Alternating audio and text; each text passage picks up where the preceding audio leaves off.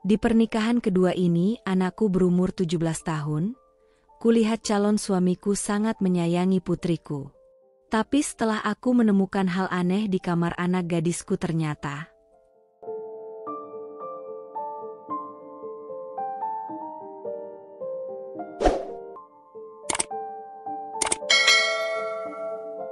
Nadia, wanita 39 tahun, menikah untuk kedua kalinya dengan Raka, pria 42 tahun yang tampak matang, lembut, dan sangat penyayang. Nadia memiliki seorang putri remaja dari pernikahan pertamanya, Tania, usia 17 tahun, yang pendiam dan cenderung tertutup sejak ayah kandungnya meninggal karena kecelakaan. Awalnya, kehidupan baru mereka tampak seperti impian. Raka bersikap sangat baik pada Tania, bahkan lebih perhatian dari yang Nadia harapkan. Nadia sempat merasa bersyukur karena Raka bisa menjadi sosok ayah baru yang utuh bagi Tania. Sore itu hujan turun perlahan, membasahi pekarangan rumah yang hening. Udara yang biasanya hangat kini terasa lebih dingin, seolah menyesuaikan diri dengan suasana hati Nadia yang tengah gelisah. Dari balik pintu kamar yang sedikit terbuka, ia memperhatikan Tania, adiknya yang selama ini dikenal ceria, cuek, dan apa adanya, berdiri di depan cermin dengan ekspresi yang berbeda. Ada keseriusan dalam tatapan matanya, ada kehati-hatian dalam setiap gerakannya, dan ada ketelitian dalam caranya merapikan rambut. Tania sedang berdandan. Bukan sekadar berdandan seperti anak SMA yang ingin terlihat segar. Tapi ini berbeda. Terlalu dewasa. Terlalu elegan. Terlalu asing. Ia memulas bibirnya dengan lipstik berwarna merah muda lembut, menyemprotkan parfum ke pergelangan tangan lalu menepuk-nepuknya pelan, seperti sudah sangat terbiasa dengan ritual itu. Parfum itu bukan parfum murah yang biasa dipakai anak sekolah. Ini parfum yang bahkan Nadia tahu harganya tak terjangkau oleh uang saku biasa. Aromanya samar, manis namun tajam, menusuk ke dalam kesadaran Nadia dengan 1000 pertanyaan yang menggantung. Tania, gumam Nadia lirih, nyaris tak terdengar. Mata Tania bertemu dengan milik Nadia lewat pantulan cermin. Sekilas, ada keterkejutan di matanya. Tapi ia cepat menutupi itu dengan senyum tipis. "Kak, ngapain liatin aku kayak gitu?" tanyanya ringan, pura-pura tak mengerti. Nadia berdaham pelan, mencoba tersenyum, meski ada sesuatu di dadanya yang terasa tidak biasa. "Enggak, cuma heran aja. Sekarang kamu rajin banget dandan. Sejak kapan suka pakai parfum kayak gitu?" Tania tertawa kecil. "Ya ampun, Kak, namanya juga cewek. Masa sih enggak boleh dandan? Kan udah SMA." Jawaban itu terdengar wajar. Sangat wajar. Tapi justru karena terlalu wajar, Nadia makin curiga. Ia mengenal Tania hampir sepanjang hidupnya.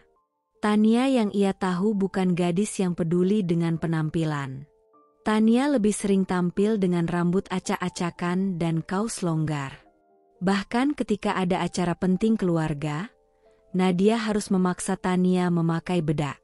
Tapi sekarang, anak itu berdiri di sana seperti wanita muda yang sedang bersiap bertemu seseorang yang penting. Dan itu membuat hati Nadia gelisah. Beberapa hari terakhir, perubahan Tania terasa semakin nyata. Ia bangun lebih pagi, berdandan lebih lama, dan bahkan menyisir rambut dengan sabar, padahal dulu ia malas melakukannya. Ia mulai memperhatikan gaya berpakaian. Tak lagi memakai celana training atau sweater lusuh. Ia kini memilih blus manis dan celana jeans yang pas di badan. Dan yang paling mencolok, ia kini wangi, selalu wangi. Namun perubahan itu tidak hanya terlihat dari luar. Tania kini lebih sering menyendiri. Ia kerap melamun, tersenyum sendiri sambil menatap layar ponselnya. Pesan-pesan masuk yang membuat matanya berbinar, seperti ada dunia lain yang hanya ia tahu. Bahkan beberapa kali, Nadia menangkap Tania menyembunyikan notifikasi dengan cepat. Hal-hal kecil, tapi cukup membuat Nadia terusik. Awalnya ia mencoba berpikir positif. Ia sempat berujar dalam hati, mungkin dia hanya mulai dewasa. Mungkin ini fase remaja. Semua anak pasti mengalami masa-masa ingin tampil cantik. Tapi lama-kelamaan, penjelasan itu tak lagi mampu meredam rasa khawatirnya yang terus tumbuh, pelan namun konsisten, seperti benih yang perlahan menjalar menjadi duri. Sampai suatu malam, saat hujan deras mengguyur atap rumah, Nadia memergoki Tania berbicara di telepon. Suaranya pelan, nyaris berbisik, namun terdengar jelas karena heningnya malam. Ada tawa manja. Ada nada bicara yang tak biasa. Ada kerahasiaan. Aku kangen juga. Tapi kan nggak bisa setiap hari ketemu. Nanti ketahuan. Detak jantung Nadia terasa berhenti sesaat. Kalimat itu menghantamnya seperti tamparan. Ketahuan? Ketahuan siapa? Dengan siapa Tania bicara sampai harus sembunyi-sembunyi seperti itu? Nadia mundur perlahan, menahan napas agar langkahnya tak terdengar. Dadanya sesak. Otaknya bekerja cepat, menebak-nebak, memproses kemungkinan demi kemungkinan. Tapi semakin ia mencoba mencari alasan logis, semakin jelas kenyataan menamparnya. Ada sesuatu yang disembunyikan Tania. Dan mungkin itu bukan hal sepele. Esok paginya, saat Tania kembali berdandan di depan cermin, mengenakan parfum yang sama, dan menyelipkan ponsel di saku celana sebelum berangkat sekolah, Nadia hanya bisa berdiri diam di ambang pintu, menatapnya dalam diam. Dari sinilah semua dimulai. Perubahan yang awalnya dianggap sebagai bagian dari remaja, ternyata adalah pintu masuk menuju rahasia yang lebih gelap, lebih rumit, dan lebih menyakitkan dari yang pernah Nadia bayangkan. Hari itu langit tampak cerah, tapi ada yang menggelayut di dada Nadia, sebuah firasat yang sulit ia jelaskan. Ia baru saja pulang dari kantor saat mendapati Tania sedang duduk di ruang tamu, earphone putih menggelayut di telinganya. Matanya terpejam, sesekali tersenyum sambil menggoyangkan kakinya mengikuti irama lagu yang tak terdengar oleh siapapun kecuali dirinya. Yang menarik perhatian Nadia bukan ekspresi itu, melainkan benda yang digunakan adiknya. Headphone mahal, merek ternama, yang harga pasarnya bisa menyamai 2 bulan cicilan motornya. Nadia menyipitkan mata. Tania, panggilnya pelan, mencoba tak langsung menghakimi. Tania membuka matanya dan tersenyum tanpa rasa bersalah. Kak, baru pulang? Iya. Nadia meletakkan tasnya, lalu duduk di sebelah Tania dengan alis sedikit berkerut. Itu headphone baru ya? Beli di mana? Tania tampak canggung sejenak, lalu menjawab cepat. Dikasih teman. Nadia menoleh. Teman? Teman yang mana? Ya, Raka. Tania mencoba bersikap santai, tapi sorot matanya tidak bisa berbohong. Ada getar halus di nada suaranya, dan itu cukup membuat Nadia merasa ada yang tidak beres. Raka kasih kamu headphone ini, ulang Nadia, kali ini dengan nada yang lebih serius. Tania mengangguk, lalu menunduk. Kak, itu cuma hadiah biasa. Gak usah dibesar-besarin. Tapi dalam hati Nadia, ini bukan perkara sepele. Raka. Nama itu mulai sering terdengar beberapa minggu terakhir. Disebut Tania dalam potongan-potongan cerita yang samar, tentang teman sekolah yang baik, cowok yang sering bantuin tugas, dan anak guru olahraga yang pintar main gitar. Tapi tak pernah sekalipun Tania menyebut bahwa Raka memberi barang-barang mahal. Beberapa hari berlalu, dan kecurigaan Nadia terus tumbuh. Ia menemukan tas bermerek di lemari Tania, masih baru, lengkap dengan tag harga yang mengejutkan. Tania bilang itu hasil menang undian dari akun giveaway. Tapi jawaban itu terlalu ringan, terlalu mudah, dan tak cukup logis. Puncaknya, suatu sore ketika Nadia membuka laci kamar Tania untuk mencari charger, matanya membeku saat melihat kotak putih mengilap di dalamnya. iPhone terbaru. Masih tersegel. Masih berbau toko. Masih terlalu mahal untuk ukuran anak SMA. Tubuh Nadia menegang. Ia memejamkan mata, mencoba menahan aliran emosi yang seketika meledak. Tangannya gemetar saat mengambil kotak itu, jantungnya berdegup tak beraturan. Ini bukan lagi soal hadiah kecil. Ini soal prinsip, soal kendali, dan lebih dari itu, soal harga diri. Ketika malam tiba, dan Tania baru pulang dari tempat les, Nadia duduk di ruang makan dengan wajah serius. Ia menunggu, menyimpan semua pertanyaan dan emosi yang sejak tadi menari-nari di ujung lidahnya. Begitu Tania masuk rumah dan melihat sorot mata kakaknya, langkahnya langsung melambat. "Ada apa, Kak?" tanyanya perlahan. Nadia tak menjawab. Ia hanya mengangkat kotak iPhone dari balik meja dan meletakkannya di hadapan Tania. "Ini maksudnya apa?" Tania terdiam. Napasnya tertahan. Wajahnya pucat.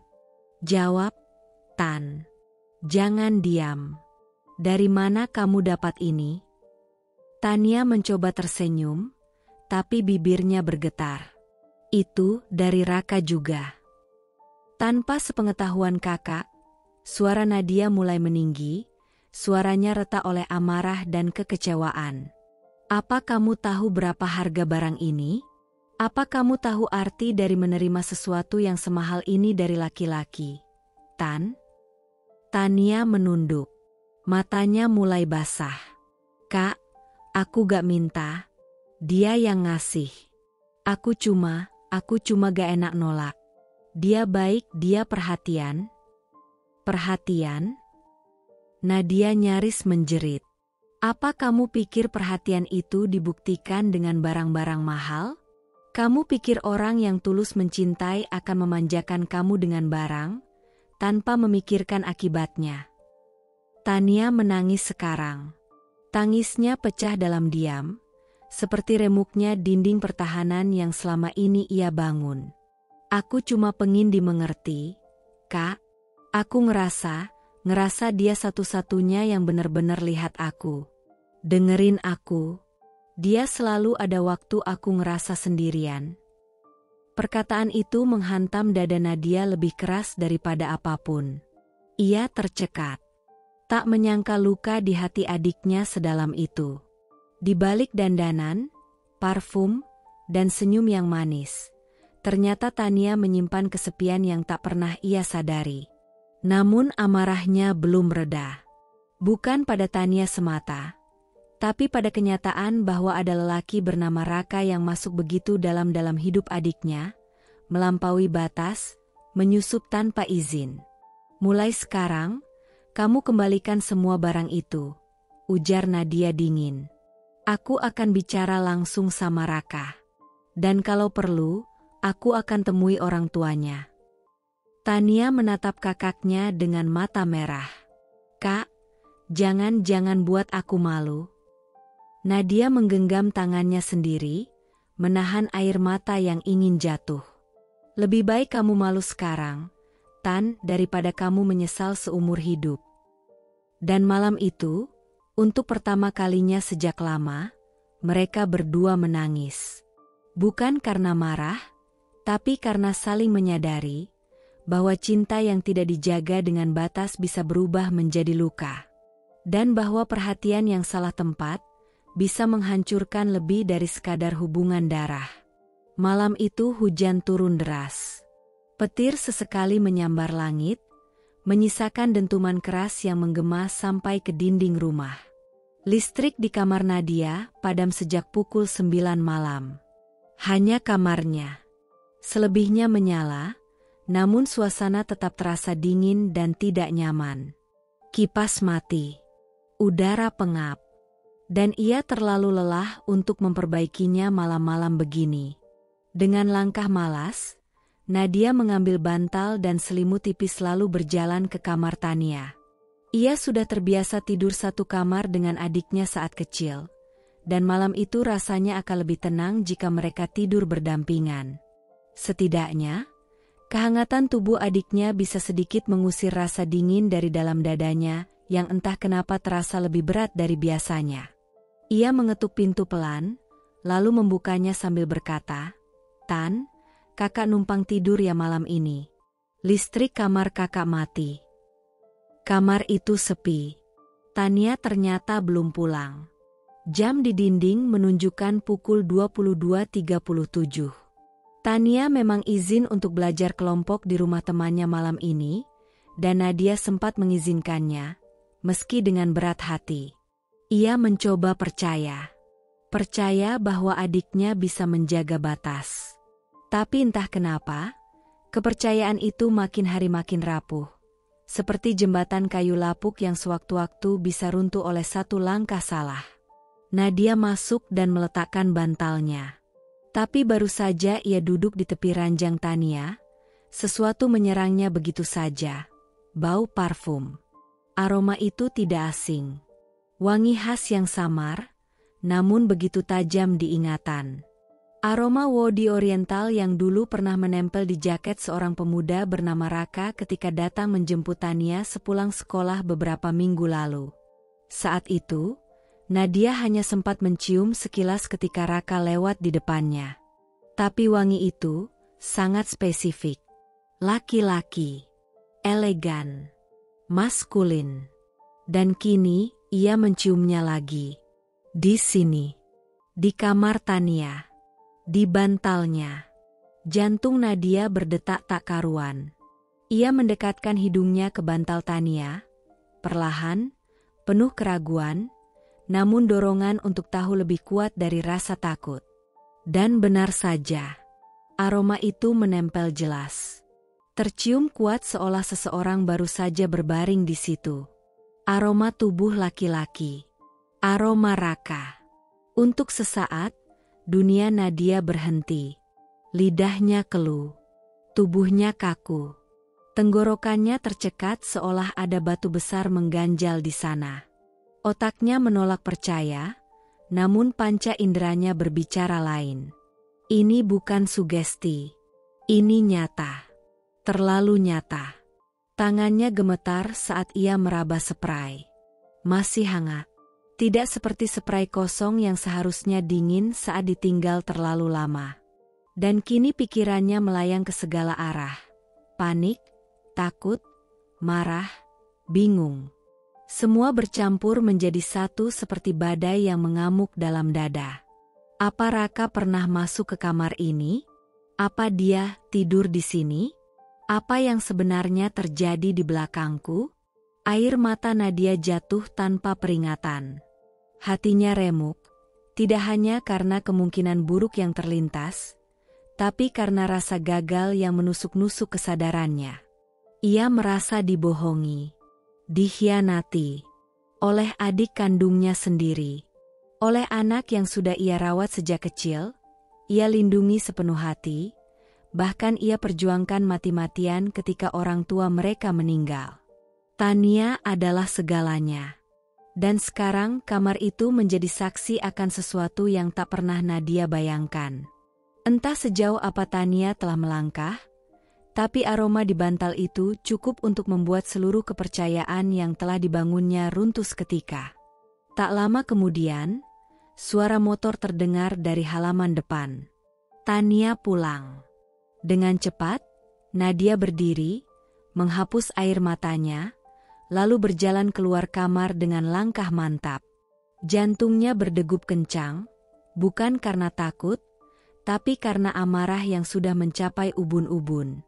Saat Tania membuka pintu depan dengan raut lelah, Nadia sudah berdiri di depannya. Wajahnya dingin, tatapannya tajam.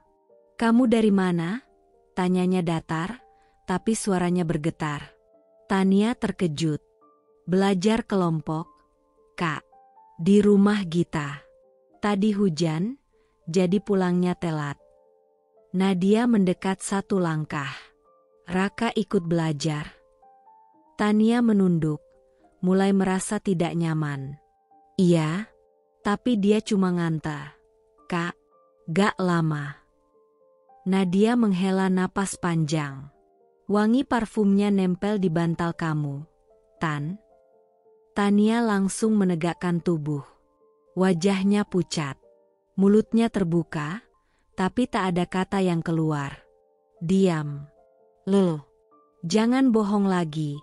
Suara Nadia retak, setengah memohon, setengah menuntut. Aku minta kamu jujur malam ini, atau kamu akan kehilangan semua kepercayaan kakak. Semua. Dan di hadapan gerimis yang masih turun dari langit, di antara 2 saudara perempuan yang dibentuk oleh kasih tapi kini diguncang oleh kebohongan, malam itu menjadi malam yang tak akan pernah mereka lupakan. Karena mulai saat itu, Nadia tahu, ini bukan lagi sekadar perubahan remaja. Ini bukan sekadar hadiah mahal. Ini adalah bahaya nyata yang telah menyelinap masuk ke dalam rumah mereka, ke dalam kamar, ke dalam hati adiknya. Dan diam-diam, mulai merobek semua yang telah susah payah ia jaga. Hari itu, matahari bersinar terik, namun di hati Nadia, langit justru mendung. Sejak malam penuh aroma parfum itu, tidurnya tidak pernah benar-benar tenang. Ia menjadi lebih waspada, lebih gelisah. Ada kecemasan yang menghantuinya, yang tak bisa diusir hanya dengan nasihat atau doa. Tania bersikeras bahwa tidak ada apa-apa, bahwa Raka hanya teman, bahwa Nadia terlalu berlebihan. Tapi naluri seorang kakak, seorang wanita, tidak bisa dibohongi. Pagi itu Tania berangkat sekolah seperti biasa. Langkahnya ringan, bahkan sempat menyapa dengan senyum kecil yang dulu menenangkan hati Nadia, tapi kini justru terasa asing. Seperti topeng yang menutupi sesuatu yang jauh lebih gelap di balik mata muda yang terlalu cepat dewasa. Begitu pintu tertutup dan suara motor sahabat Tania menjauh di kejauhan, Nadia berdiri di depan pintu kamar adiknya. Tangannya gemetar di gagang pintu. Ada rasa bersalah karena hendak melanggar privasi, tapi ada pula dorongan kuat untuk mengetahui kebenaran, karena hatinya tak sanggup lagi hidup dalam ketidakpastian. Ia masuk perlahan. Kamar itu rapi. Terlalu rapi, bahkan seolah-olah setiap sudut telah disusun untuk menyembunyikan sesuatu.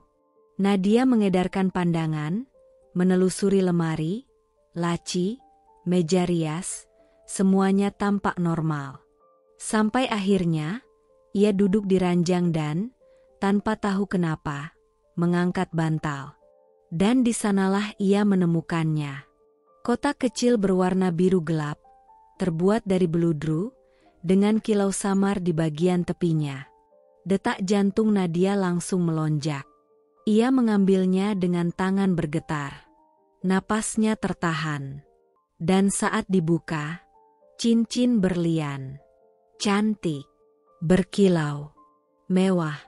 Ukiran di bagian dalam menyebut merek perhiasan ternama yang hanya muncul di etalase butik mewah atau katalog digital para sosialita. Tapi Nadia tahu persis, ia pernah melihat cincin ini. Ia bahkan sempat mengkliknya saat iseng browsing di situs toko perhiasan daring beberapa bulan lalu. Harga, 17,8 juta rupiah. Matanya mulai panas. Tangannya masih menggenggam kotak itu, tapi pikirannya melayang kemana-mana. Pertanyaan demi pertanyaan menyerbunya tanpa ampun. Kenapa Tania punya cincin semahal ini? Apa benar ini dari Raka? Apa hubungan mereka sudah sejauh itu? Untuk apa anak SMA menerima hadiah semahal ini? Lambung Nadia terasa mual. Rasanya seperti dicekik dari dalam. Ia menutup kotak itu pelan, seolah takut jika benda kecil itu bisa bicara dan membenarkan semua ketakutannya. Tapi kenyataan sudah lebih dari cukup untuk menghantam kesadarannya. Tania telah menerima terlalu banyak. Dan yang lebih menyakitkan, semua itu terjadi tanpa sepengetahuannya, tanpa izinnya. Sebagai kakak sekaligus wali, Nadia merasa gagal. Gagal menjaga. Gagal membimbing. Gagal menjadi figur yang seharusnya menjadi panutan. Apa yang telah ia lakukan selama ini? Terlalu sibuk bekerja, terlalu percaya, terlalu lelah untuk menggali lebih dalam. Dan sekarang semuanya terlambat. Raka sudah melangkah terlalu jauh. Hadiah-hadiah mahal, parfum, perhatian, dan kini cincin. Cincin yang tampaknya bukan sekadar hiasan. Air mata Nadia jatuh. Ia tak tahu lagi harus marah pada siapa. Pada Tania yang terlalu mudah terbuai, pada Raka yang terlalu berani, atau pada dirinya sendiri yang terlalu percaya. Ia memeluk kotak itu, menggenggamnya seolah bisa menarik kembali waktu, memperbaiki semuanya sebelum terlanjur. Tapi kenyataan berkata lain. Cincin itu ada di sini, di bawah bantal seorang remaja putri. Seperti bukti cinta yang menyusup dalam senyap, namun menghancurkan kepercayaan dalam diam. Malam harinya, Nadia tidak bisa menahan diri.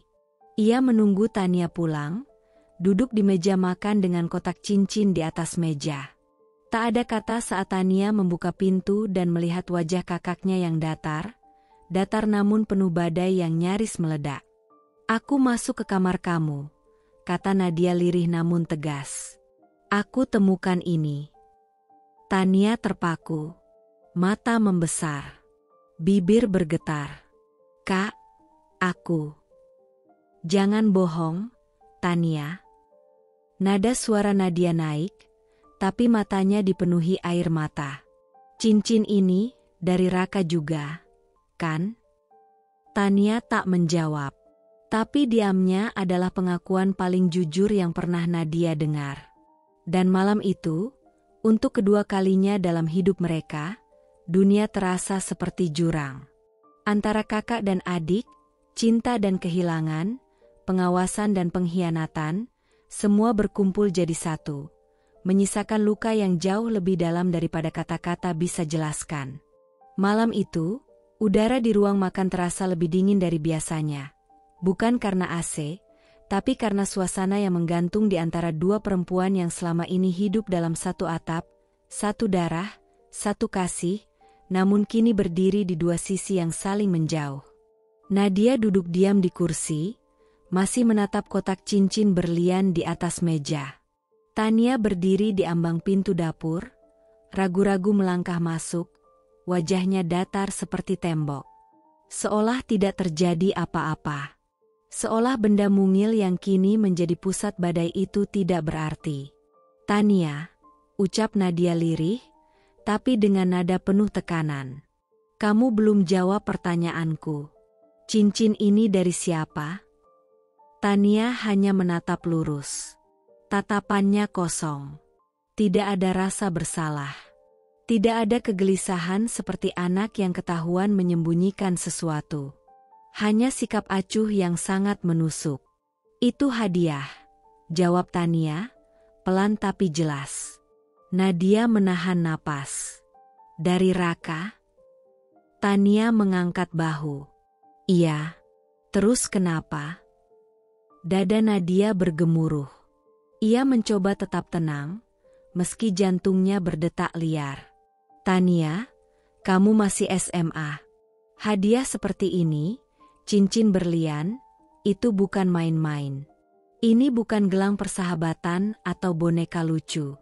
Ini simbol. Ini tanda. Kamu ngerti nggak?" Tania membalas dengan suara pelan, tapi tajam. "Aku ngerti, kok. Terus kenapa kamu terima? Tanpa bilang mama? Tanpa izin? Kamu tahu harga cincin ini hampir 20 juta? Kamu pikir ini hal biasa?" Dan saat itu, Tania menatap Nadia dengan pandangan yang begitu asing. Mata itu bukan lagi mata anak manis yang dulu selalu memeluk Nadia sepulang sekolah, atau menangis di pelukannya saat takut petir. Tatapan itu tajam, dingin, seperti milik seseorang yang tumbuh terlalu cepat, atau terseret oleh dunia yang tak pernah Nadia persiapkan untuknya. Dengan nada pelan tapi menusuk, Tania berkata, "Cincin itu hadiah. Tapi itu bukan urusan Mama." Sejenak, Nadia membeku. Ucapannya sederhana, tapi bagi Nadia, itu seperti pukulan telak yang menghantam jantungnya. Bukan urusan Mama. 3 kata yang memotong hubungan mereka seperti pisau tajam. 3 kata yang memisahkan 2 hati yang dulu saling menjaga. Nadia menarik napas panjang, mencoba meredam air mata yang mulai menggenang. "Tania, aku ini bukan cuma kakak kamu. Aku ibu kamu sekarang. Mama kamu. Kalau bukan urusanku, urusan siapa?" Tania memalingkan wajah. "Aku capek diatur, Ma. Aku capek Mama curigain semua hal. Raka itu baik. Dia peduli. Dia perhatian. Dia ngerti aku lebih dari siapapun, termasuk Mama." Dan dengan kata-kata itu, Nadia tahu, ia kehilangan Tania. Setidaknya, untuk sementara. Gadis itu telah membangun dinding antara mereka, dan di balik dinding itu, Raka berdiri sebagai sosok yang lebih dipercaya, lebih dihormati, lebih didengar. Sakitnya seperti ditusuk dari belakang oleh tangan yang selama ini ia genggam dengan kasih. Nadia bangkit dari kursinya. Suaranya lirih, namun dalam. "Tania, aku tidak akan memaksamu bicara malam ini. Tapi satu hal yang kamu harus tahu, hadiah sebesar ini tidak datang tanpa niat. Tidak ada laki-laki memberi berlian tanpa maksud. Apalagi ke anak di bawah umur." Tania tetap diam, tak bergeming. Dan malam itu, untuk pertama kalinya dalam hidupnya sebagai ibu, Nadia merasakan ketakutan yang begitu nyata, ketakutan kehilangan anak yang selama ini ia jaga. Bukan karena maut, tapi karena cinta buta yang bisa membutakan arah dan mematikan nurani. Minggu sore yang biasanya dipenuhi aroma teh dan camilan ringan kini berubah menjadi sore penuh keheningan yang menyesakan. Nadia duduk sendirian di ruang tamu. Matanya menerawang keluar jendela, namun pikirannya berkelindan dalam kekacauan yang tak berujung. Sejak percakapan dingin dengan Tania malam itu, rumah mereka tak lagi sama.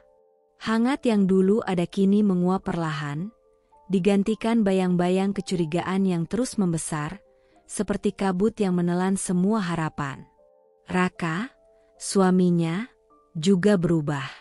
Beberapa minggu belakangan, ia lebih sering pulang larut malam. Selalu dengan alasan yang sama, lembur di kantor. Kadang dengan wajah lelah, kadang malah tak menyentuh rumah sama sekali hingga pagi menjelang.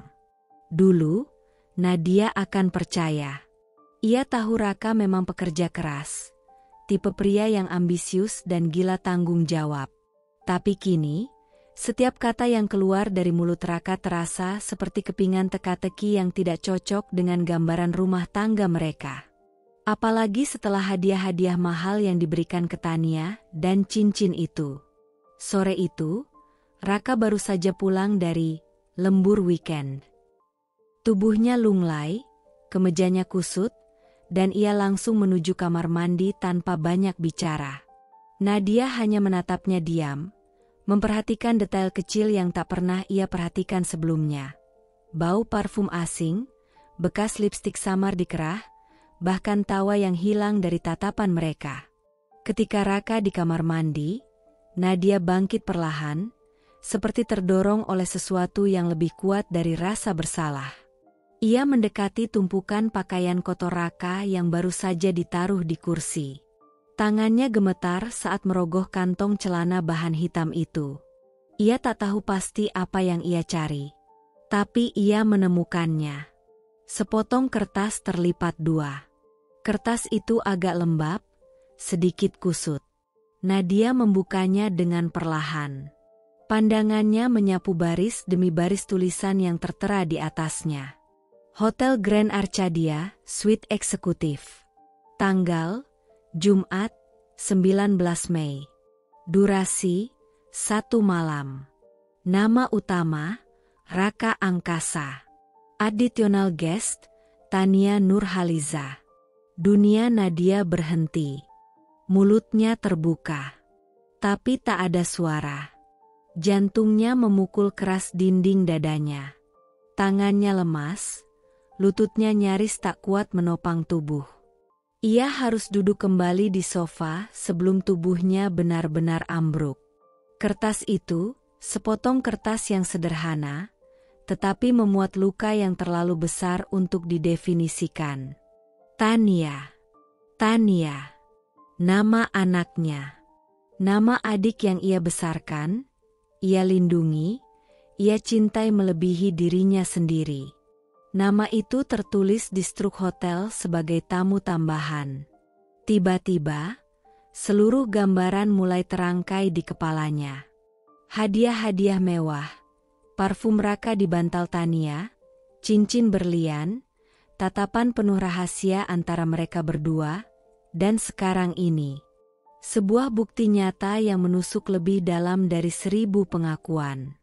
Nadia tak bisa lagi membantah. Air matanya pecah. Tangisnya pelan, nyaris tanpa suara, tapi getirnya mengguncang jiwa. Bagaimana bisa? Bagaimana bisa suaminya, pria yang ia percayai seutuhnya, berbuat sejauh ini? Dan bagaimana bisa anak yang ia besarkan mengizinkan dirinya diseret ke dalam kegelapan seperti ini? Pintu kamar mandi terbuka. Raka keluar sambil menyeka rambut dengan handuk. Sayang, kamu lihat celana kerjaku yang satu lagi enggak? Nadia berdiri perlahan. Ia menggenggam kertas itu, lalu menatap Raka dengan mata yang kini tidak lagi basah, melainkan membara. Untuk pertama kalinya, kemarahan dan kehancuran berdiri bersisian di wajah seorang istri yang baru saja disayat dari 2 arah. Dengan suara serak, ia bertanya, "Ini lembur juga, Kak?" Raka berhenti. Pandangannya menatap kertas itu. Dan sesaat kemudian, wajahnya kehilangan warna. Nadia melangkah mendekat. Perlahan, tapi pasti. Suaranya tajam, penuh luka. "Aku nggak butuh penjelasan. Aku cuma butuh tahu, sejak kapan kalian mulai menghancurkan aku?" Raka tak menjawab. Tapi diamnya adalah pengakuan. Dan bagi Nadia, itu lebih menyakitkan dari apapun. Hati yang luka bisa membuat seseorang melakukan hal-hal di luar nalar. Dan hari itu, Nadia, seorang wanita yang selama ini dikenal tenang, rasional, bahkan nyaris pasrah terhadap banyak hal dalam hidupnya, berubah menjadi sosok lain. Seorang ibu yang terbakar oleh cinta dan dikhianati oleh 2 orang terdekatnya, suaminya, dan adik yang ia rawat seperti anak sendiri. Sejak menemukan struk hotel dengan nama Raka dan Tania tercetak berdampingan, Nadia tak bisa tidur. Matanya sembab. Pikiran kacau. Dunia seperti kabur dan suara-suara di kepalanya tak pernah berhenti.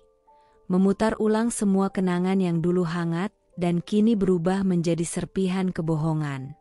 Namun pagi itu, saat Raka berpamitan hendak lembur lagi, Nadia hanya mengangguk pelan. Tak ada keributan, tak ada konfrontasi. Hanya tatapan kosong yang ia sembunyikan di balik senyum kecil yang dipaksakan. Raka keluar rumah dengan santai, mengenakan jaket dan sepatu kets, bukan pakaian kantor. Nadia menunggu sebentar, lalu mengambil kunci mobil. Tangannya gemetar. Jantungnya berdetak cepat, bukan karena takut, tapi karena firasatnya seperti sudah menyiapkan dirinya untuk luka yang lebih dalam. Ia menguntit Raka dari kejauhan, menjaga jarak agar tak ketahuan. Laki-laki itu mengendarai motornya melewati jalan kecil, lalu masuk ke kawasan perumahan sepi di pinggiran kota. Nadia mengikuti dengan cermat, menahan napas di setiap tikungan.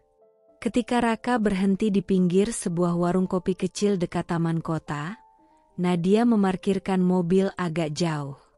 Ia mengintip dari kejauhan, detik demi detik terasa seperti menyayat nadi. Beberapa menit kemudian, Tania muncul dari arah lain. Ia mengenakan kaos oversize dan celana jeans pendek. Rambutnya terurai, wajahnya segar, dan, Tuhan, ia tampak bahagia. Tania naik ke motor, duduk di belakang Raka. Mereka tak sadar sedang diawasi oleh sepasang mata yang retak. Dan yang membuat napas Nadia tercekat hingga nyaris tak keluar, adalah saat Raka menoleh ke belakang dan mencubit pelan pipi Tania sambil tertawa. Tawa itu, tawa yang dulu selalu ia rindukan dari suaminya. Kini, diberikan kepada anak yang ia rawat sendiri. Nadia hanya bisa ternganga. Tubuhnya membeku. Ia melihat tangan Tania melingkar erat di pinggang Raka. Keduanya tertawa, bahkan kepala Tania sempat bersandar di bahu Raka dengan sangat alami, terlalu alami. Dan yang paling menyakitkan, mereka tidak pakai helm. Sepintas itu memang remeh. Tapi bagi Nadia, itu menyimbolkan sesuatu yang jauh lebih besar. Ketidakpedulian. Mereka tak takut ketahuan, tak peduli aturan. Tak takut bahaya, karena mereka terlalu larut dalam kebersamaan yang seharusnya tidak pernah ada. Dari dalam mobil, Nadia menekan mulutnya dengan tangan. Air matanya jatuh begitu deras. Napasnya mulai memburu. Dunia berputar. Tubuhnya limbung. Ruang dalam mobil mendadak menyempit. Ia hampir pingsan. Tangannya meraih dashboard, mencoba bertahan dari serangan panik yang mendadak. Tapi tak ada yang bisa menenangkan ketika yang kau lihat adalah pengkhianatan paling brutal. Orang yang kau cintai, tertawa bahagia, saat menusukmu dari belakang. Mereka melaju, meninggalkan tempat itu. Meninggalkan Nadia dengan luka yang tak bisa disembuhkan dengan waktu atau permintaan maaf. Dan di tengah jalan raya yang panas dan berdebu, Nadia duduk sendiri dalam mobil, menggenggam kemudi dengan tangan yang dingin, bibir bergetar, dan hati yang pecah berkeping-keping. Beberapa hari terakhir, tidur tak lagi jadi tempat perlindungan bagi Nadia. Justru di sanalah teror datang paling ganas. Saat tubuhnya lelah dan pikirannya ingin berhenti, mimpinya malah menjelma neraka yang berulang-ulang menayangkan kembali apa yang ia lihat di dunia nyata. Dalam mimpinya, Raka dan Tania duduk di ruang tamu, tertawa tanpa malu, bercumbu tanpa takut, di hadapannya. Tania mengenakan baju putih yang dulu milik Nadia, dan Raka memakaikan cincin ke jari gadis itu seperti sedang melamar. Nadia berdiri di sana, menjerit, menangis, namun suaranya tak pernah terdengar. Tak ada yang menoleh padanya. Seakan ia tidak ada. Seakan ia sudah mati, dan yang tersisa hanyalah bayangan yang menyaksikan rumah tangganya dirampas secara utuh, perlahan namun kejam. Dan ketika ia terbangun di tengah malam, matanya basah, napasnya memburu, tubuhnya dingin, tak ada siapapun yang bertanya apa yang ia rasakan. Raka tidur pulas di sebelahnya, membelakangi. Tania tak pernah lagi makan satu meja. Dan dunia tetap berputar seperti biasa, seolah luka dalam dirinya tidak berarti. Nadia mencoba bicara. Pada Raka, pada Tania, pada sahabat-sahabatnya. Tapi tak satu pun yang benar-benar mendengarkan. "Kamu mimpi apa sih sampai segitunya?" tanya Dita, sahabat lama Nadia, saat mereka duduk berdua di kafe yang dulu sering jadi tempat curhat ringan dan candaan. "Aku mimpi," mereka tidur di ranjangku. Raka dan Tania. Dan aku cuma bisa berdiri di pintu, nangis, tapi nggak bisa masuk. Suara Nadia tercekat, aku ngerasa seperti orang asing di hidupku sendiri. Dita menghela napas, menyesap kopi, lalu menatap Nadia dengan ekspresi setengah simpati, setengah bosan. Nat, kamu mungkin cuma terlalu lelah. Terlalu mikirin sesuatu yang belum tentu benar. Dan, ya, mungkin kamu juga terlalu sensitif karena kamu ngerasa Raka lebih perhatian ke Tania daripada ke kamu. Tapi masa iya kamu sampai cemburu? Kata itu menusuk seperti pisau tumpul yang dipaksa masuk ke hati. Cemburu. Nadia terpaku. Ia memandang sahabatnya, berharap ada pemahaman, harapan seseorang akan melihat luka di balik matanya. Tapi tidak. Yang ia dapat hanya kesimpulan dangkal, tuduhan samar, dan pemakluman yang menyalahkan. Cemburu? Bisiknya lirih, hampir tak terdengar. Ia tersenyum. Bukan senyum bahagia, tapi senyum getir seorang wanita yang mulai sadar, ia sedang berjuang sendirian. Dikelilingi oleh orang-orang yang memilih menutup mata, karena kebenaran yang ia bawa terlalu mengganggu untuk diakui. Mereka bukan anak dan ayah. Mereka bukan saudara. Mereka sesuatu yang lain. Aku bisa lihat dari cara mereka saling menatap. Dit, kamu pikir aku gila? Dita terdiam, menunduk, menghindari tatapan itu. Dan saat itu, Nadia tahu. Ia tidak akan mendapatkan dukungan dari siapapun. Tidak dari suami yang pura-pura tidur, tidak dari anak yang kini tak mau menyebutnya Mama, bahkan tidak dari sahabat yang dulu ia pikir akan selalu ada. Malamnya, mimpi buruk kembali datang. Namun kali ini, ia tidak hanya berdiri di pintu. Ia berlari ke arah tempat tidur, mencoba memisahkan tubuh mereka. Tapi saat menarik tangan Raka, yang menoleh bukan wajah suaminya, melainkan wajah Tania, dengan senyum licik dan mata penuh kemenangan. Nadia menjerit, dan kali ini, dalam kenyataan. Ia terbangun dari tidur dengan tubuh basah oleh keringat. Tak ada siapapun di kamar. Hanya kegelapan dan suara detak jam yang terdengar begitu nyaring. Seperti hitungan mundur dari kehancuran yang tak bisa lagi dihindari. Malam itu, rumah yang dulu terasa penuh kehangatan kini berubah menjadi benteng sunyi yang menakutkan. Nadia duduk terpaku di ruang tamu, matanya menatap ponsel yang terhubung ke CCTV kecil yang baru saja ia pasang dengan tangan gemetar. Setiap inci di layar itu seakan adalah penentu hidup dan mati bagi hatinya yang remuk redam. Ini bukanlah pilihan yang mudah baginya. Memasang kamera tersembunyi di rumah sendiri, tempat yang seharusnya menjadi surga, menjadi perlindungan terakhir setelah semua pengkhianatan tercium oleh indera dan pikirannya. Tapi malam ini, malam yang Nadia nanti-nantikan sekaligus takut ini tiba. Dia tahu, ini bukan sekadar ingin tahu biasa. Ini soal kebenaran, soal luka yang harus ia hadapi, meski jantungnya terasa seperti dihancurkan oleh palu raksasa setiap kali menatap layar itu. Beberapa menit berlalu dengan sunyi yang menyesakan, hingga akhirnya pintu depan terbuka perlahan. Tania masuk, langkahnya ringan, senyum samar menghiasi bibirnya. Rambutnya yang tergerai jatuh indah di pundak, dan seolah ada cahaya yang mengelilinginya.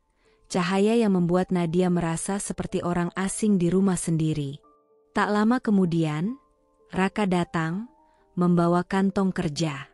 Ia melepaskan jaketnya dan menyapu pandangan ke seluruh ruang, memastikan tidak ada yang mengintip. Lalu, perlahan, dengan tatapan yang begitu lembut dan penuh arti, Raka melangkah ke arah Tania. Nadia menahan napasnya saat mata mereka bertemu. Raka meraih tangan Tania. Tangan yang selama ini pernah Nadia sentuh dengan kasih ibu, kini dipegang oleh pria yang dulu berjanji setia. Lalu dengan perlahan, Raka mencium tangan itu, cukup lama, penuh rasa, seolah mengirim pesan tanpa kata bahwa mereka berbagi rahasia yang hanya mereka mengerti.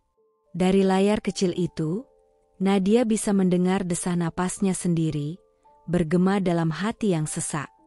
Raka berbisik pelan, kata-katanya hampir tak terdengar, tapi cukup untuk menusuk kalbu Nadia. I love you. Suara itu terbang lembut di ruang sunyi. Kata-kata yang membuat Nadia merasa seperti dilempar ke jurang tanpa tali pengaman.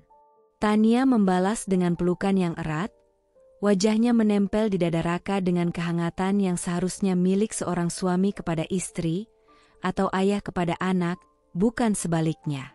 Pelukan yang memeluk rasa sakit Nadia, menggenggam hatinya dan menghancurkan setiap harapan yang tersisa. Nadia merasa dunia berputar terlalu cepat. Tangannya yang menggenggam ponsel gemetar hebat, hingga layar hampir terjatuh.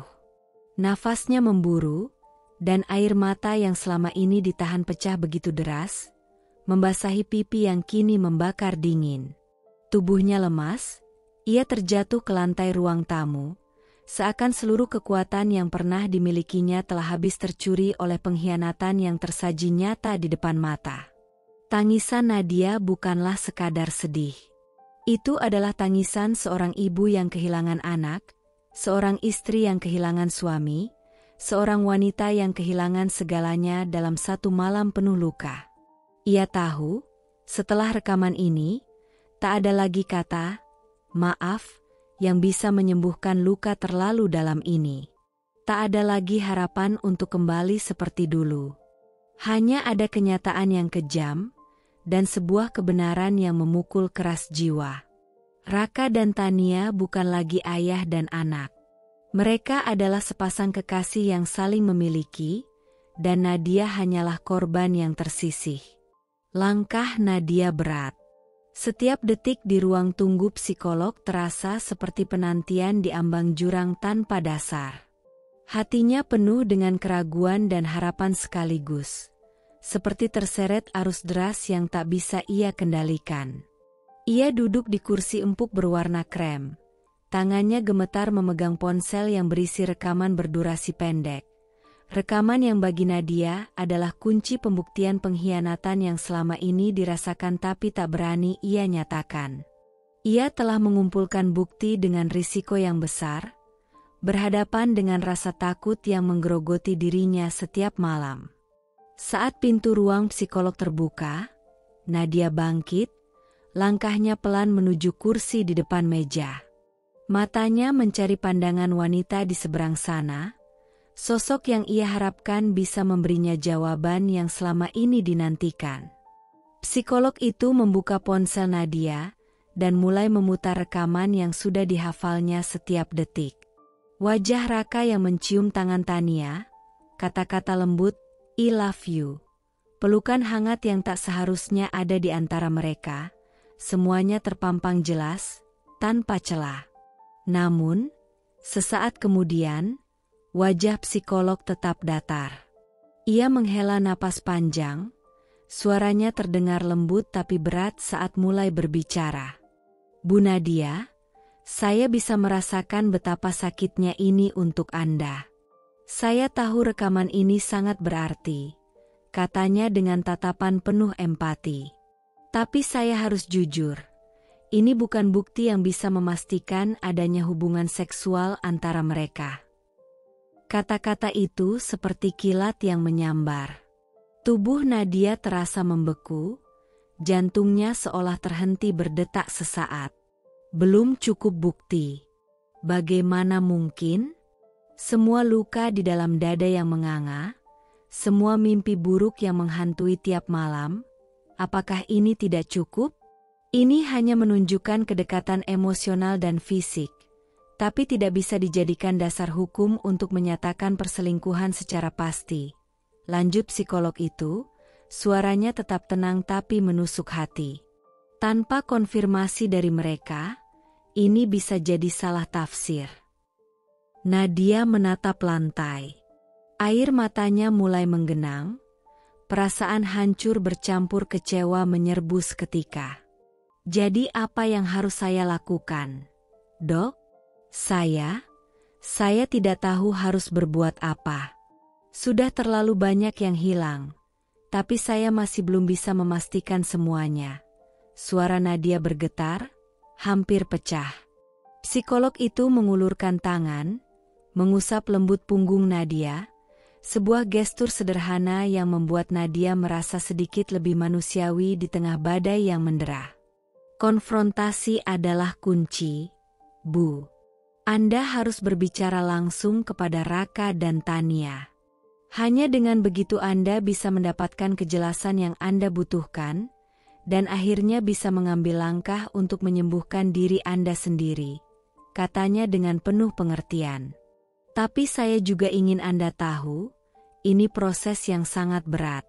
Anda mungkin akan merasa sakit, kecewa, bahkan kehilangan lebih banyak, tapi tanpa kejelasan, luka ini akan terus berdarah tanpa henti. Nadia terdiam, pikiran dan perasaannya bergejolak. Ia takut menghadapi kebenaran yang sebenarnya, takut mendengar jawaban yang mungkin akan menghapus sisa harapannya. Hari itu, ia pulang dengan perasaan yang campur aduk, putus asa, takut, dan sepi. Rekaman itu bagai beban yang ia bawa di dada, tapi tanpa bukti yang utuh, ia hanya punya keraguan yang menggigit setiap malam. Dan di dalam hatinya, Nadia tahu, perjalanan ini belum selesai. Ia harus bersiap menghadapi badai yang lebih besar, kebenaran yang lebih menyakitkan, dan kenyataan yang mungkin akan menghancurkan sisa hidupnya. Matahari sudah mulai tenggelam saat Nadia melangkah berat menuju ruang keluarga. Jantungnya berdebar begitu keras, hingga ia yakin seluruh isi dadanya akan meledak. Nafasnya pendek, tangan gemetar, dan setiap langkah terasa seperti menapaki jurang tanpa tali pengaman. Ini adalah momen yang telah ia hindari selama berbulan-bulan, konfrontasi langsung dengan dua sosok yang dulu ia percaya sepenuh hati. Tapi kini, rasa sakit yang merayap dalam dadanya memaksa ia untuk bertemu kenyataan. Ia harus tahu, meski itu berarti hancur berkeping-keping. Raka duduk di sofa, wajahnya tenang tapi matanya penuh dengan sesuatu yang sulit diartikan, campuran antara kepastian dan keteguhan. Di sampingnya, Tania berdiri dengan sikap yang tak kalah tegas. Tatapannya seolah menyatakan, "Aku siap." Nadia menghela napas panjang, mencoba mengumpulkan sedikit keberanian yang tersisa. Suaranya gemetar, tak seperti biasanya. "Raka, tolong jawab jujur. Apa hubungan kalian sebenarnya?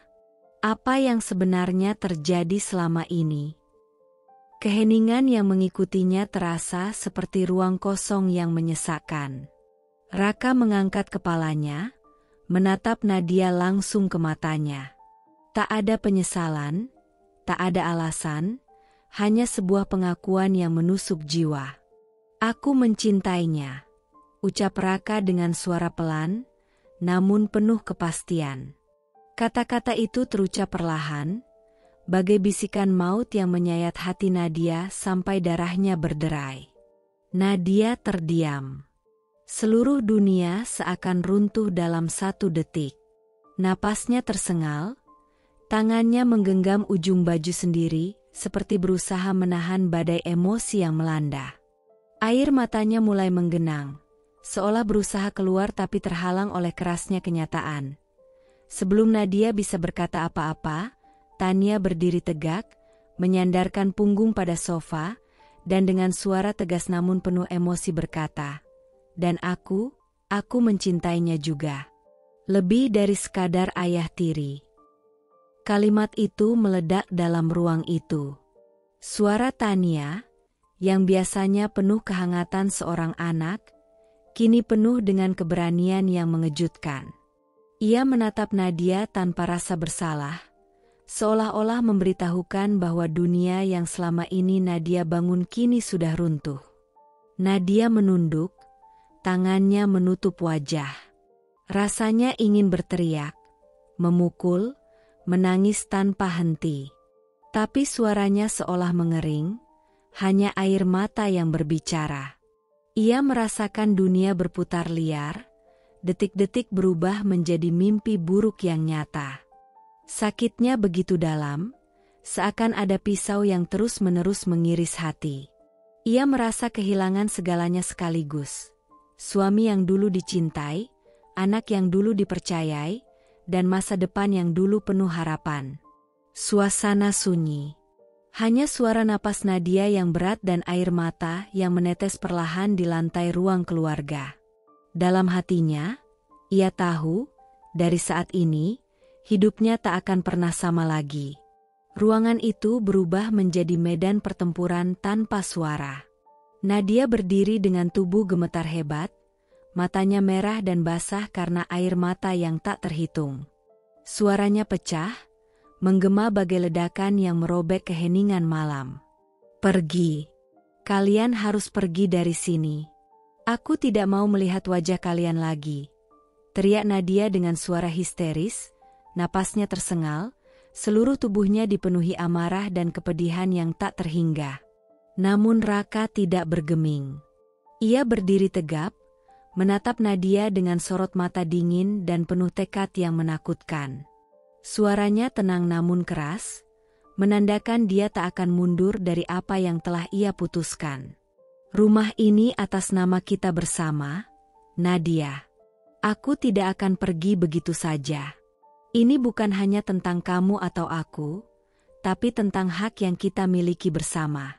Aku punya tempat di sini," ucapnya dengan nada tegas, tanpa sedikit pun tanda penyesalan. Tania berdiri di samping Raka, menatap ibunya dengan sikap yang dingin dan penuh tantangan. Wajahnya tak menunjukkan sedikit pun rasa bersalah atau penyesalan. "Aku ikut tinggal di sini. Aku punya hak juga, dan aku tidak peduli dengan bagaimana perasaan Mama," kata Tania dengan suara yang tajam, tanpa ragu. Nadia terdiam sejenak, hatinya seperti diremas oleh kekuatan kata-kata itu. Suara jeritannya yang baru saja membahana, kini berubah menjadi isakan pelan yang membekap jiwa. Ia merasa seperti terjebak dalam mimpi buruk yang tak berujung. Rumah yang selama ini ia anggap sebagai tempat berlindung kini menjadi medan perang yang menyakitkan, di mana kehangatan berubah menjadi kebekuan, dan cinta berubah menjadi pengkhianatan yang nyata.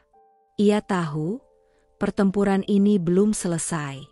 Bahkan, ini baru awal dari peperangan yang akan menguras seluruh kekuatan dan ketegaran yang dimilikinya. Hari-hari Nadia berubah menjadi lorong gelap yang tiada akhir. Tubuhnya yang dulu kuat, yang selalu penuh semangat dan senyum hangat, kini terlihat rapuh, lemas dan tak bertenaga, seperti daun yang kering dan siap gugur dihembus angin badai. Setiap pagi terasa bagai perjuangan berat melawan gravitasi kehidupan. Mata yang dulu bersinar penuh harapan kini tertutup oleh kantung hitam yang dalam, tanda dari malam-malam tanpa tidur yang dihabiskan dengan berulang kali menatap langit kosong dari balkon kamar. Tangisnya yang membendung lama akhirnya pecah dalam kesunyian, mengalir deras membasahi pipi tanpa henti. Rambutnya yang dulu tertata rapi kini kusut dan tak terurus, seperti jiwa yang terlupakan. Pakaiannya yang semula selalu rapi dan berwarna cerah berubah menjadi lusuh, berwarna suram seperti hatinya yang tergerogoti oleh duka yang tiada henti.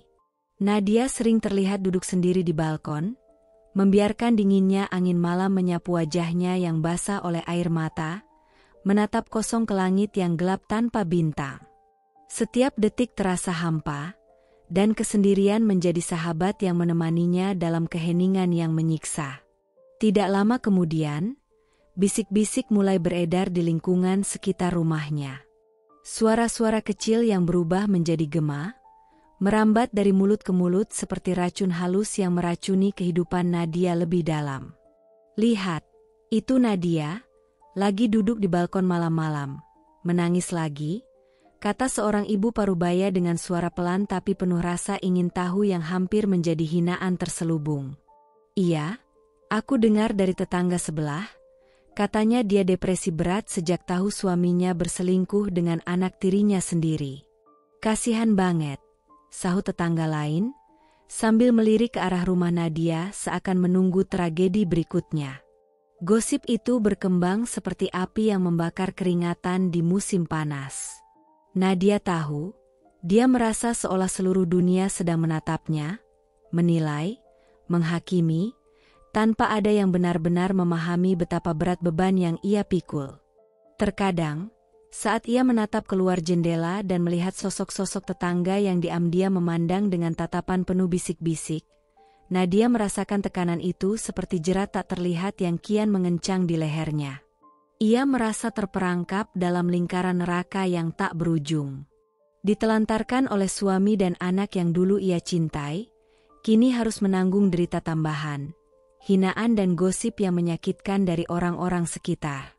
Setiap malam, air mata Nadia menjadi saksi bisu kehancuran seorang ibu yang patah hati, kehilangan rumah, keluarga, dan harga dirinya sekaligus. Dalam kesunyian itu, ia merasa dirinya semakin tenggelam dalam jurang depresi yang dalam, yang menggerogoti sisa-sisa kekuatan dan harapan yang masih tersisa. Setelah berhari-hari bergulat dengan pikirannya sendiri, mengumpulkan keberanian yang nyaris habis, Nadia akhirnya memutuskan untuk mencari bantuan hukum.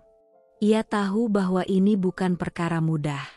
Tapi di tengah badai yang mengoyak hatinya, dia tak punya pilihan lain selain memperjuangkan hak dan kebenaran. Langkah kakinya berat saat memasuki gedung kantor pengacara yang dingin dan kaku. Lantai marmer yang berkilauan dan ruangan ber-AC dengan buku-buku hukum tebal memenuhi sekelilingnya. Semua terlihat resmi, seolah menjanjikan harapan, namun harapan itu segera berubah menjadi pukulan yang menghancurkan. Setelah duduk di hadapan seorang pengacara yang tampak profesional, Nadia mulai membuka cerita yang selama ini menjadi beban di dadanya. Ia berbicara dengan suara bergetar, setiap kata yang diucapkannya adalah jeritan batin yang terpendam.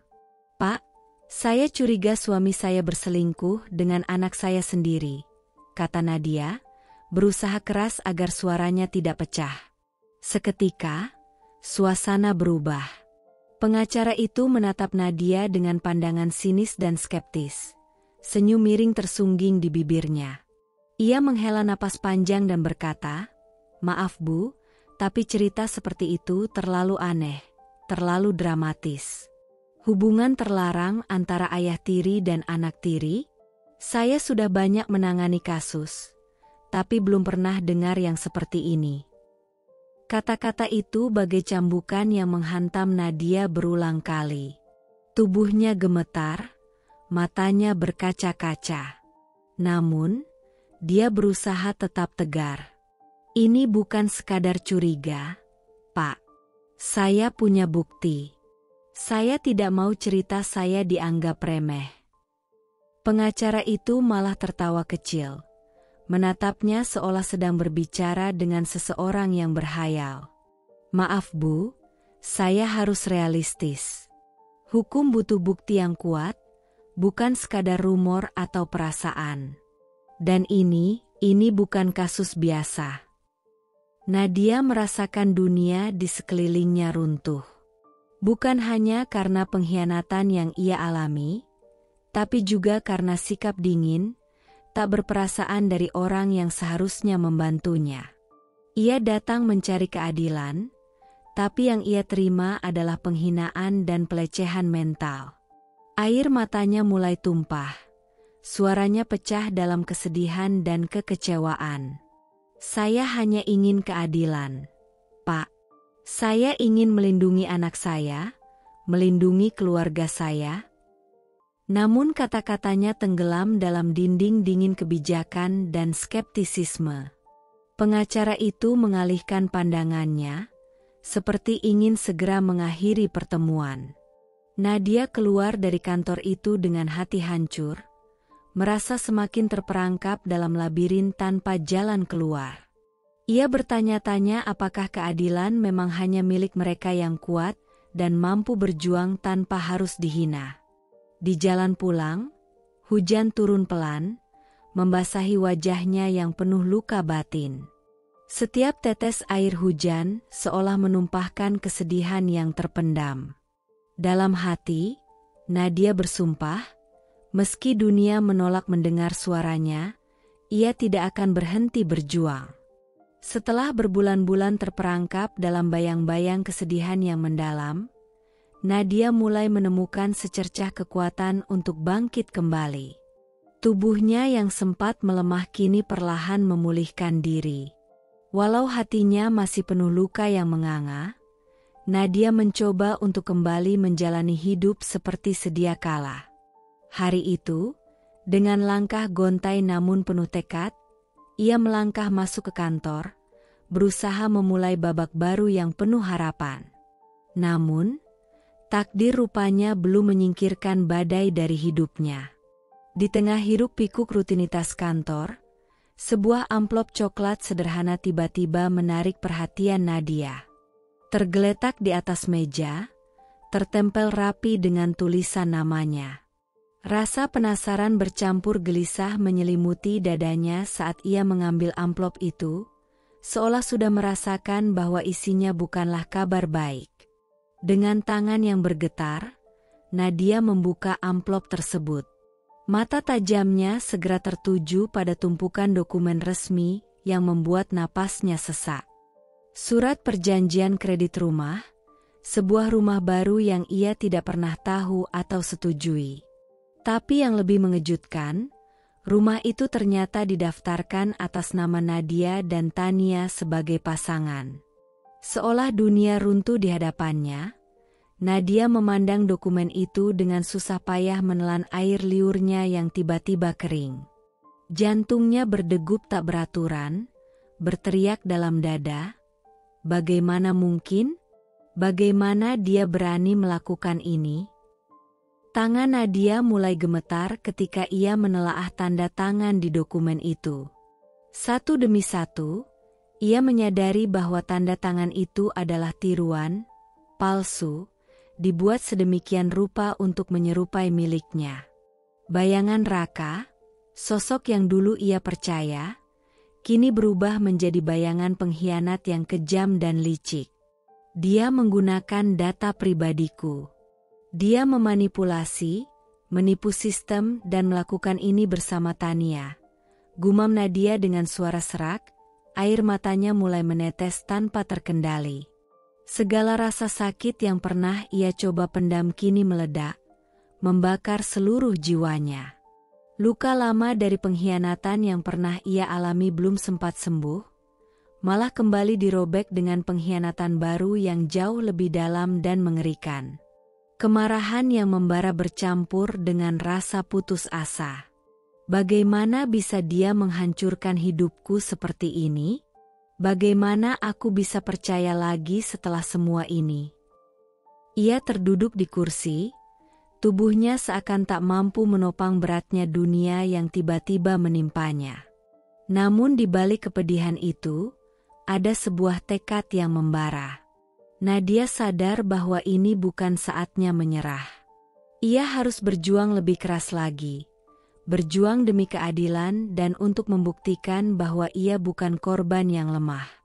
Ia memandangi dokumen itu lagi, berjanji dalam hati, aku akan lawan ini.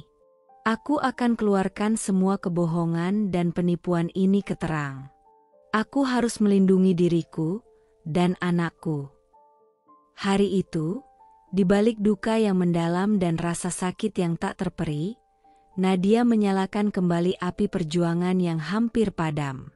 Ia tahu perjalanan masih panjang, gelap, dan penuh liku.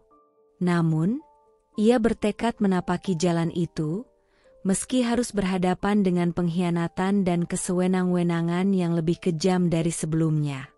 Setelah terjangan badai pengkhianatan yang terus menerpa, Nadia tahu satu-satunya cara untuk membebaskan dirinya dari jeratan dusta dan tipu muslihat adalah dengan mengumpulkan bukti nyata. Bukti yang tak bisa dibantah, yang akan mematahkan kebohongan Raka dan Tania sekaligus membuktikan kebenaran yang selama ini disembunyikan. Namun, Di tengah ketidakpastian dan bahaya yang mengintai, Nadia harus bertindak dengan sangat hati-hati. Ia tak bisa langsung mengungkapkan maksudnya. Apalagi menghadapi pasangan itu secara langsung, mereka terlalu licik dan waspada. Maka, ia mulai merencanakan sesuatu yang berani dan penuh risiko. Di balik pintu kamarnya yang tertutup rapat, Nadia menyimpan alat perekam kecil yang tersembunyi rapi dalam tasnya. Setiap langkah dan kata yang terlontar oleh Raka dan Tania harus direkam, untuk memastikan tak ada celah bagi mereka untuk berdalih atau mengelak. Malam itu, dengan napas tertahan dan jantung berdetak kencang, Nadia menyelinap ke ruang tamu saat Raka dan Tania tak sadar. Ia meletakkan alat perekam di sudut ruangan, sembunyi di balik tirai berat dengan mata tajam, memperhatikan setiap gerak-gerik mereka. Suasana sunyi pecah oleh bisik-bisik penuh rahasia dan pengakuan yang selama ini disembunyikan. Raka berbicara dengan nada rendah dan penuh keyakinan, "Kita harus terus jaga ini, jangan sampai Nadia tahu apa yang sebenarnya terjadi. Aku tak akan membiarkan dia menghancurkan semuanya." Tania membalas dengan suara penuh kepastian, "Aku sudah siap, kita tidak akan mundur. Aku mencintaimu, dan aku siap hadapi segala risiko bersamamu." Detik demi detik terekam dengan jelas, membentuk sebuah narasi yang tak terbantahkan. Nadia merasakan campuran antara takut dan lega. Takut jika ketahuan, tapi lega karena akhirnya ada harapan untuk mengungkap segalanya. Setelah merekam cukup banyak pengakuan dan percakapan mereka, Nadia menarik napas panjang, menatap alat perekam itu dengan mata berair. Ia sadar, perjuangannya belum selesai, tapi ini adalah langkah awal yang penting, langkah menuju keadilan dan kebebasan. Dalam kesunyian malam itu, Nadia berbisik pada dirinya sendiri, "Ini baru permulaan. Aku akan menuntaskan semuanya, demi diriku dan anakku." Langit di luar masih gelap ketika Nadia mengangkat telepon dengan tangan gemetar. Suaranya serak, namun penuh tekad yang mengalir dari lubuk hati terdalamnya. "Ini saatnya aku harus berani," gumamnya lirih sebelum menekan nomor yang sudah lama ia simpan. Sebuah suara ramah menjawab di ujung sana, suara dari kantor polisi yang menangani kasus-kasus kekerasan dalam rumah tangga dan perlindungan anak. Dengan hati-hati, Nadia mengurai semua kepedihan yang selama ini menjeratnya.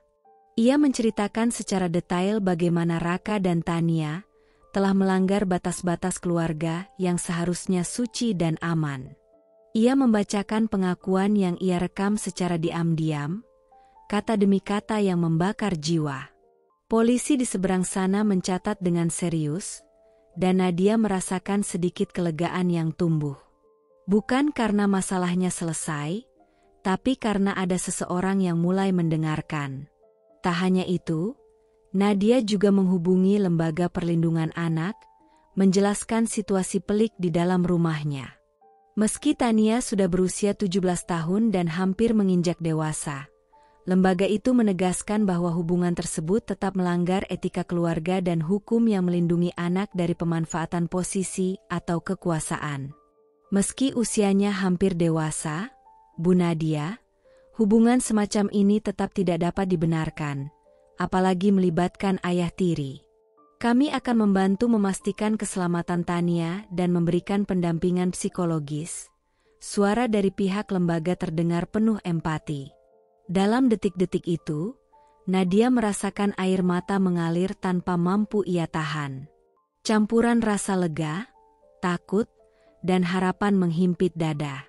Ia tahu jalan yang akan ia tempuh penuh rintangan, tapi untuk pertama kalinya dalam waktu lama, ia merasa tak sendirian. Ia menutup telepon dengan tekad kuat. "Ini bukan hanya tentang aku, tapi tentang melindungi anakku dari luka yang lebih dalam. Aku akan melawan, sampai ke titik akhir," bisiknya pelan. Malam itu, dalam keheningan rumah yang dulu penuh kebohongan, Nadia menyalakan api perjuangan yang lebih besar. Api yang membara bukan hanya untuk dirinya, tapi untuk masa depan Tania, untuk kebebasan dan keadilan yang sejati. Belum genap 1 minggu sejak Nadia melapor ke polisi dan Lembaga Perlindungan Anak, gelombang badai baru mulai menghantam kehidupannya. Kabar yang seharusnya menjadi urusan pribadi, kini sudah menyebar luas tanpa ampun. Suatu pagi yang biasa, Nadia membuka ponselnya dan mendapati notifikasi tak terhitung jumlahnya dari berbagai aplikasi berita dan media sosial. Dengan jantung yang berdebar, ia membuka salah satu tautan berita lokal. Judul besar itu terpampang jelas dan menusuk hati. Skandal ayah tiri dan anak tiri, rumah tangga berubah neraka. Isi artikel menyajikan detail yang memilukan. Bagaimana kisah pengkhianatan, kebohongan, dan pelecehan mengoyak rumah tangga Nadia hingga porak-poranda. Nama-nama mulai disinggung, foto-foto lama yang diambil tanpa izin turut menjadi bahan sensasi. Nadia merasakan dunia runtuh kembali. Air matanya mengalir tanpa henti, campuran antara malu, marah, dan putus asa. Suara teleponnya berdering tanpa henti, dari teman lama, tetangga, bahkan orang yang tidak dikenalnya, menanyakan kabar dan mengomentari berita itu. Orang-orang yang dulu dekat tiba-tiba berubah sikap. Tatapan penuh simpati berubah menjadi bisik-bisik dan pandangan sinis.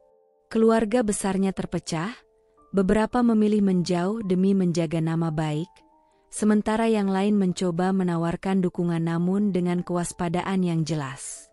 Di kantor, rekan-rekannya mulai memperlakukan Nadia berbeda. Ada yang diam-diam menghindar, ada pula yang menatap dengan rasa ingin tahu yang menusuk. Namun di balik semua itu, Nadia berusaha menguatkan diri. Ia tahu bahwa badai ini adalah bagian dari perjalanan panjang yang harus ia lewati untuk membuktikan kebenaran dan mendapatkan keadilan. Ia menarik napas dalam-dalam, menyeka air mata, dan berbisik pada dirinya sendiri. Aku tak akan biarkan mereka menghancurkanku lebih jauh. Aku akan terus berjuang, bukan hanya untukku, tapi untuk masa depan Tania, dan untuk kebenaran. Meski dunia seolah menentangnya, Nadia mulai merancang strategi baru untuk menghadapi tekanan publik yang tak pernah ia bayangkan sebelumnya. Ini bukan hanya perang melawan pengkhianatan dalam rumah tangga, tapi juga melawan stigma, gosip, dan penghakiman yang kejam dari luar. Kabar skandal yang telah meledak di media bukan hanya mengguncang hati Nadia, tapi juga mengguncang pondasi kehidupan Raka dan Tania. Tak lama setelah berita tersebar, sebuah surat pemecatan resmi tiba di tangan Raka. Perusahaan tempatnya bekerja, sebuah perusahaan besar yang sangat menjunjung tinggi nilai-nilai moral dan integritas, mengumumkan pemecatan Raka secara tidak hormat. Raka berdiri di depan meja kerjanya untuk terakhir kalinya, merasakan dinginnya dunia yang runtuh di sekelilingnya. Semua yang pernah ia bangun dengan susah payah seketika ambruk, seperti menara pasir yang dihantam ombak ganas.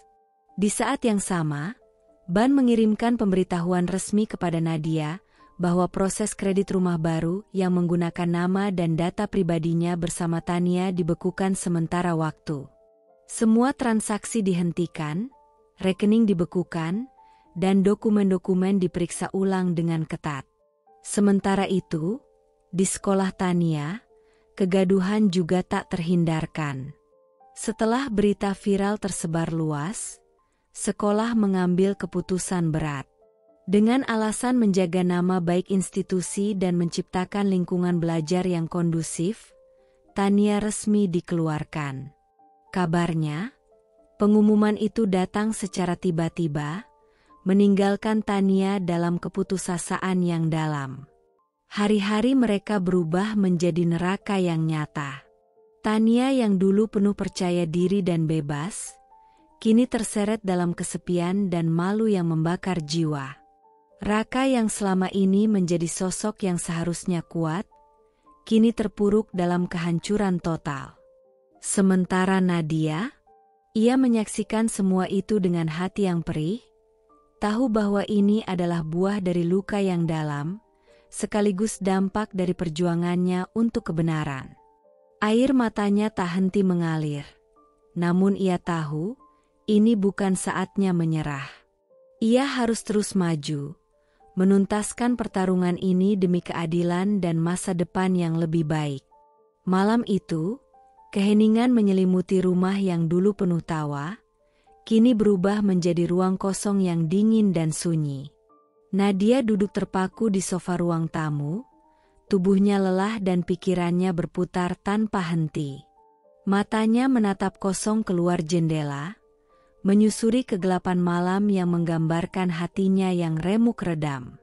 Tiba-tiba, suara langkah kaki pelan terdengar di lorong. Pintu rumah terbuka perlahan, dan sosok Tania muncul dengan wajah yang penuh luka, lelah, dan air mata yang belum kering. Tubuh gadis itu gemetar, seolah membawa seluruh beban dunia di pundaknya yang kurus. Tanpa sepatah kata, ia melangkah masuk, lalu tanpa ragu melemparkan diri ke pelukan Nadia. Tangisan Tania meledak hebat. Suaranya pecah oleh keputusasaan dan penyesalan yang bertumpuk bertahun-tahun. "Mama, aku hancur. Aku benar-benar hancur. Semua ini salah aku. Aku tidak tahu harus bagaimana lagi." Suara gadis itu bergetar, hampir tenggelam dalam tangis yang tak tertahankan. Nadia menatapnya dengan mata yang kering, tidak satupun air mata jatuh. Meski dadanya sesak dan hati seperti diremas. Tatapannya penuh luka, kecewa, dan rasa sakit yang dalam, tapi juga ada keinginan tersembunyi untuk memaafkan, untuk merangkul kembali anak yang dulu ia anggap sebagai harapan. Perlahan Nadia melepas pelukan itu dan menundukkan wajahnya, suaranya terdengar berat, penuh kepedihan yang membakar jiwa. "Aku pernah jadi rumahmu, Tania. Aku pernah jadi tempatmu berteduh saat dunia seakan menentangmu. Aku pernah jadi pelabuhanmu yang aman. Tapi kamu yang membakar sendiri semua itu." Kata-kata itu seperti pisau tajam yang menusuk hati Tania. Gadis itu menunduk, air matanya semakin deras membasahi pipi, merasakan betapa beratnya kenyataan yang selama ini ia tolak. Ia tahu, Nadia bukan hanya berbicara tentang rumah dan pelukan, tapi tentang kepercayaan, tentang harapan yang hancur berkeping-keping. "Maafkan aku, Mama," bisiknya hampir tersesak, penuh penyesalan dan rasa malu yang mendalam. "Aku salah, aku bodoh. Aku tidak bermaksud menyakiti kamu, tapi aku tersesat dalam semuanya." Nadia menghela napas panjang, menelan sakit yang menusuk ulu hatinya. Ada pertempuran batin antara rasa kasih seorang ibu yang tak ingin kehilangan, dan kekecewaan yang sulit dilupakan. "Aku ingin percaya, Tania. Aku ingin memperbaiki semua ini, tapi kamu harus tahu, luka ini dalam sekali. Api yang kamu nyalakan itu hampir membakar kami semua." Keheningan yang berat menggantung di antara mereka berdua, hanya terdengar suara napas dan detak jantung yang bergejolak. Lama mereka terdiam, saling menatap, dua jiwa yang penuh luka, terluka oleh pengkhianatan dan ketidakberdayaan. "Sekarang, kita punya pilihan," ujar Nadia pelan, suaranya bergetar tapi penuh tekad. "Apakah kita akan terus membiarkan api itu menghanguskan kita, atau kita coba padamkan, bersama-sama, meski bekas luka ini akan selalu ada?" Tania mengangguk pelan, seolah menggenggam secercah harapan kecil yang muncul dari dalam kegelapan. Pelukan itu terulang. Namun kali ini bukan hanya sebagai tempat pelarian dari kesedihan, melainkan sebagai tanda awal perjuangan bersama untuk sembuh dan bangkit. Malam itu, di balik dinding rumah yang dulu menjadi saksi kebahagiaan, kini menjadi saksi sebuah babak baru. Babak yang penuh dengan perjuangan, pengampunan, dan mungkin sebuah kesempatan untuk membangun kembali apa yang hampir musnah. Setelah melewati badai panjang penuh luka dan air mata, Nadia akhirnya berani mengambil langkah tegas yang selama ini ia tunda, menggugat cerai Raka.